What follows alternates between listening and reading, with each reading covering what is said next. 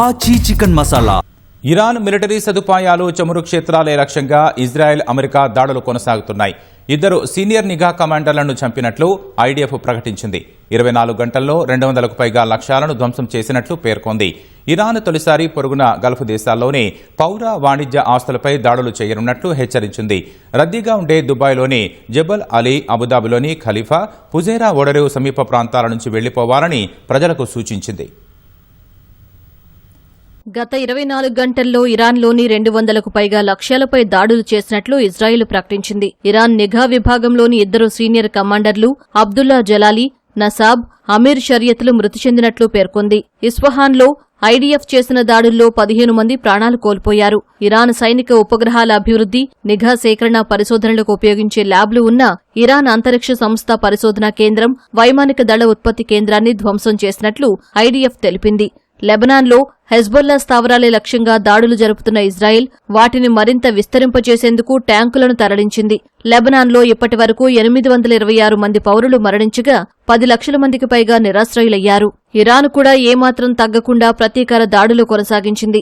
America, Israel సైనిక సదుపాయాల లక్ష్యంగా క్షిపణులు, డ్రోన్లతో విరుచుకుపడింది. యుఏఈలోని 3 ప్రధాన ఓడరేవులను ఖాళీ చేయాలని సూచించింది.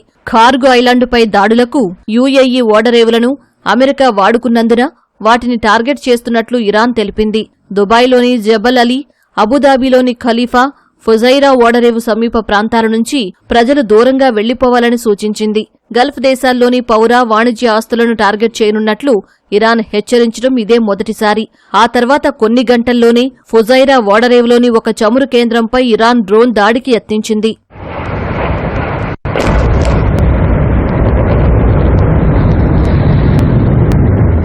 దక్షిణ ఇజ్రాయెల్లోకి ఇరాన్ క్షిపణులు, డ్రోన్లు దూసుకెళ్లాయి. క్షిపణి శిథిలాలు పడి బాలుడితో పాటు 2కి తీవ్ర గాయాలయ్యాయి.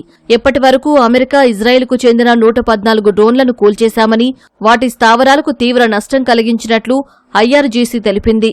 పేట్రియాట్ రాడార్లను దెబ్బకొట్టామని పేర్కొంది. ఇరాక్లోని ఎర్బిల్లోని లానాజ్ చమురు శుద్ధి కేంద్రంపై జరిపిన దాడితో మంటలు చెలరేగాయి. రిఫైనరీలో కార్యకలాపాలు పూర్తిగా నిలిచిపోయాయి. కువైట్ ఎయిర్పోర్ట్లో డ్రోన్ దాడితో పేలుడు సంభవించింది.